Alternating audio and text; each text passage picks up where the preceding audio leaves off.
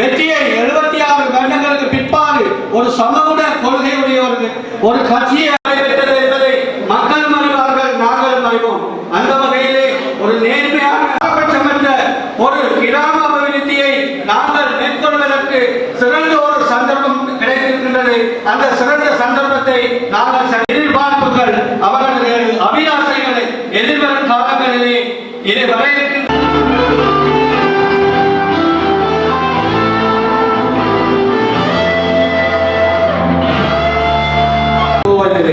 கடந்த கால அரசியல் ஆட்சிகளை நீங்கள் உற்று நோக்கினீர்கள் என்று சொன்னால் கிட்டத்தட்ட பிரதேசத்துக்கு இவ்வளவு ஒரு எளிமையான முறையில் ஒரு பிரதமர் வந்து இங்கு வந்தது கிடையாது. இப்பொழுது அனைவருக்கும் ஒரு திட்ட தெளிவான விளக்கம் கிடைத்திருக்கும் என்று சொல்லி நினைக்கிறேன்.